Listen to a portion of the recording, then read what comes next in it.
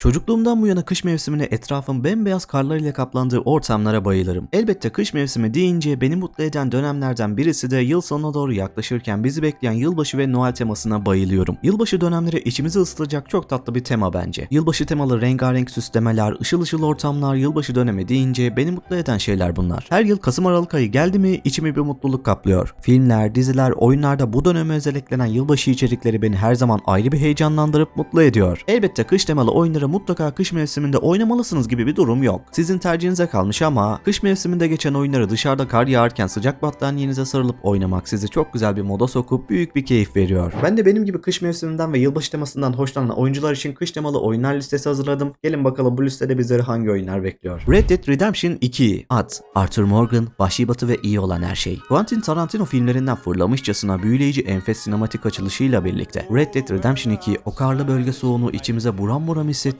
başarıyordu. Oyunun haritasının bir kısmı karlarla kaplı soğuk bir bölge arkadaşlar. Oyunu oynarken dilediğiniz gibi o bölgeye gidip içinize temiz hava çekebilir, enfes manzaranın tadını çıkarabilirsiniz. Tabii ki soğuk bölgelere giderken kışlık kıyafetlerinizi giymeyi unutmayın. Soğuktan düşüp kalırsınız sonra. Division 1. Ubisoft'ta her ne kadar zaman zaman kızsak da oyunlarında iyi yaptıkları bir şey var ki o da atmosferi çok iyi yansıtıyorlar. Division 1'de atmosferini çok başarılı bulduğum oyunlar arasında. Kış mevsimi, kar teması deyince Division 1 o soğuğu kemiklerinize kadar hissettirecek bir oyun. Bu oyunun atmosferine bayılıyorum. Beni gerçekten çok etkiliyor. Oyunu oynarken bana üşüdüğümü hissettiren nadir oyunlardan. The Long Dark. Kış mevsiminde geçen oyun deyince eminim birçoğumuzun aklına oynamamış bile olsanız The Long Dark gelir. Hayatta kalma türüyle soğuk karlı bir bölgede yalnızlığı size fazlasıyla hissettiren bir oyun. Battaniye altına sarılıp zar zor odundur, çalı çırpıdır arayıp bulmak ve ısınmaya çalışmak falan derken The Long Dark tam kış mevsiminde o moda girip oynayabileceğiniz en iyi tercih olacaktır. Steep. Evet, yine bir Ubisoft oyunu olan Steep'i koymazsak olmazdı elbette. Kış sporlarını içeriyor çünkü. Steep çeşitli kış sporlarıyla oynamaktan hem çok keyif alacağınız hem de kar temasıyla hoş manzaralar izlerken sizi rahatlatıp stres attıracak güzel duygulara sürükleyecek bir oyun. God of War Ragnarok. God of War serisinin devam oyununa geçtiğimiz günlerde kavuştuk. Sevdiğimiz karakterlerle hasret giderdik. Aldık yine baltamızı elimize, başladık maceraya. Şüphesiz ki God of War oyunculara sunduğu etkileyici grafikler ve atmosferiyle birlikte kış mevsimini, oyunda yer alan soğuk havayı içimize kadar hissettirmeyi başaran oyunlardan biri. Kış temalı oyun arıyorsanız God of War çok güzel bir tercih olacak. Max Payne 1. New York'un kış döneminde kar taneciklerinin yüzünüze vurduğu bir atmosferde intikam hikayesi oynamak ister misiniz? İşte bu kış dönemleri için Max Payne tam sizi moda sokacak bir oyun. Hiç öyle aman eski oyun falan deyip burun kıvırmayın. Max Payne çok başarılı, hala oynanabilir, zamanın eskitemediği klasiklerdendir. Tavsiye ederim. Özellikle de kış aylarında. Until Dawn. Uzun zamandır Until Dawn PC'ye gelecek gibi söylentiler çıkmaya başladı. Açıkçası ben de bu oyunu düşünüyordum. PC'de hala neden yok diye. İnteraktif türe ilgi duyan oyuncu dostlarımıza kesinlikle tavsiye ettiğim bir oyun. Ben çok sevdim bir oyunu. Keyif alarak farklı seçimler yaparak ilerleyip birkaç defa bitirdim. Bu enfes kış atmosferinde interaktif seçimler yaparak ortamda olan o esrarengiz havayı, gizemleri çözmeye çalışıyoruz. Film tadında eşiniz dostunuzla bir yandan bir şeyler atıştırıp birlikte sohbet ederek keyifle oynayacağınız bir oyun Until Dawn. Kim bilir belki bu videoyu daha sonra denk gelip izlediğinizde bakarsınız Until Dawn PC'ye çıkmış olur. Detroit Become Human. Detroit Become Human yine bir interaktif türde Quantic Dream'in ellerinden çıkmış çok başarılı bir oyun. Büyük diyalog ağacıyla, seçimleriyle gerçekten çok sevdiğim, aşırı keyif alarak bitirdiğim, tekrar farklı seçimlerle oynanabilirliği yüksek olan Detroit Become Human'ı herkese tavsiye ediyorum. The Last of Us 1 ve The Last of Us Part 2 ruhumuzu okşayan müzikleriyle, yalnızlığı hissettiren atmosferiyle ve içimize işleyen hikayesiyle birlikte The Last of Us 1 ve Part 2 oyuncuya çok başka duygular hissettiren kaliteli, başarılı bir oyun. The Last of Us Part 2 için kış mevsiminin daha ağırlıklı olduğunu söyleyebilirim. İlk oyun için konuşmam gerekirse oyun boyunca farklı bölgelerden geçerek yolculuk ettiğimiz gibi öyle bir an geliyor ki oyunda kış mevsimi olup etraf karlara bürünüyor. The Last of Us 1 ve Part 2 eminim birçok PlayStation oyuncusunun oynayıp sevdiği bir oyun. Bildiğiniz gibi yenilenmiş versiyonu The Last of Us Part 1'de PC için duyuruldu. PC oyuncuları eminim heyecanla bekliyordur. Oyunun PC çıkış tarihi henüz belli değil. Kim bilir belki bu videomu daha sonra izlerken hevesle beklediğiniz The Last of Us Part 1 PC tarafına da çıkış yapmış olur. Uncharted 2. Seni unutmaya ömrüm yeter mi? Yeni oyun çıksın diye zaman geçer mi? Beni tanıyanlar Uncharted'a olan büyük sevgim ve hayranlığımı biliyor. Dilerseniz Uncharted oyun inceleme videoma da yukarıdaki kartlardan ulaşabilirsiniz. Uncharted 2 dönemi için o meşhur, ağzımızı açık bırakacak aksiyon dolu açılışıyla bizlerin kalbinde yer etmeyi fazlasıyla başarıyor. Gerçekten dolu dolu geçen, çeşitli mekan tasarımlarıyla Uncharted 2'yi fazlasıyla tavsiye ettiğim oyunlar arasında. Frostpunk. Karlarla kaplı bir dünya, kış atmosferini oyundaki soğuğu kemiklerinize kadar hissedeceğiniz Frostpunk bir strateji oyunu. Kaynakları dikkatli kullanmalı, vereceğiniz seçimlerde iyi düşünüp doğru hamleler yapmalısınız. Burayı yönetmek sizin ellerinizde. Bully. Bully de yine bir Rockstar Games tarafından geliştirilen benim bayıldığım, en sevdiğim oyunlar arasında. Oyun esnasında mevsim geçişi geçişleri, o döneme uygun etkinlikler, eğlenceler beni gerçekten büyülemişti. Okul temalı bu eğlenceli oyunu herkese tavsiye ediyorum. Bully 2 duyurusu için de hevesle bekliyorum yıllardır. Elbet bir gün tekrar kavuşacağız eski dostum.